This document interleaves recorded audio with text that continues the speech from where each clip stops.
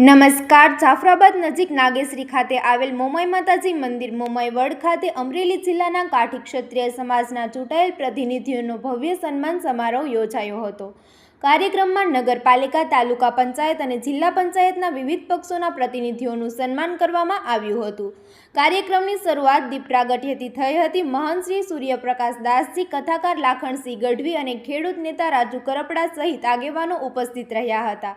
આ પ્રસંગે પ્રતિનિધિઓએ મોમાઈ માતાજીના ફોટો ફ્રેમ અને ખેસ અર્પણ કરવામાં આવી હતી.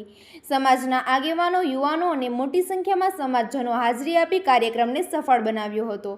વધુ સમાચાર માટે જોડાયેલા રહો આરપી ગુજરાત ન્યૂઝ, રાજકોટ.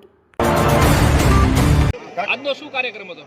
કાઠી ક્ષત્રિય સમાજ રાજુલા, જાફરાબાદ, ખાંભા દ્વારા આ કાર્યક્રમનું આયોજન કરાયું છે. તેમજ મોમાઈ ધામ સોત્રા કમિટી દ્વારા આયોજન કરવામાં આવ્યું છે, જેમાં કાઠી ક્ષત્રિય સમાજના ચૂંટાયેલા અમરેલી જિલ્લાના પ્રતિનિધિઓ, જે અમરેલી જિલ્લા પંચાયત, નગરપાલિકા, તાલુકા પંચાયત, એમના દરેક પક્ષના જે પ્રતિનિધિઓ છે ચૂંટાયેલા, એમનો આજે સન્માન સમારોહ મોમાઈ વડ સોત્રા ખાતે યોજવામાં આવેલો હતો. એમાં મહંત સૂર્યપ્રકાશ દાસજી દ્વારા તેમનું દરેક પ્રતિનિધિઓનું સન્માન કરવામાં આવ્યું હતું. પ્રતિનિધિઓ માટેનો કાર્યક્રમ છે. હું ત્યાંથી આવું છું. હું એક ચૂંટાયેલા પ્રતિનિધિ તરીકે નહીં, સમાજના દીકરા તરીકે આજે અહીંયા ઉપસ્થિત થયો છું. અમુક જે વાત ટકોર કરવી છે, નાનો શું ખૂબ,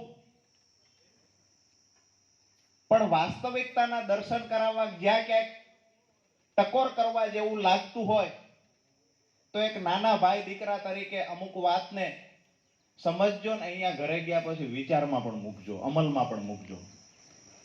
આજે અહીંયા 35 જેટલા સમાજના યુવાનો, વડીલો ચૂંટાયા છે. એની હારે 20 લોકો ખાલી હોત ને તો આ કમ્પાઉન્ડ આખું ભરેલું હોત. આ ખુશી જોઈએ છે, આ આનંદ જોઈએ છે. આયોજક મિત્રોએ આયોજન કર્યું. ચૂંટાયેલા પ્રતિનિધિઓ, સ્વાભાવિક છે કે એમના માટેનો વિશેષ કાર્યક્રમ હતો, પણ મને એવું લાગે છે કે આપણા બધાની એક ફરજ બને કે જ્યારે પણ આવો કોઈ કાર્યક્રમ, રાજકીય કાર્યક્રમ હોય ને, ત્યારે સમાજની શું તાકાત છે ને તાકાત બતાવવા જેવડું પણ ગ્રાઉન્ડ હોય ને ગ્રાઉન્ડ પેક કરી દેવું મારી તમારી બધાની નૈતિક જવાબદારી બને. આવનાર સમયમાં જ્યારે પણ આવા ખૂબ સારા અને સરસ કાર્યક્રમો થાય ત્યારે અહીંયાથી જતા પહેલા આપણે નક્કી કરશું. અહીંયા હાજર પણ ખૂબ મોટી સંખ્યામાં છો.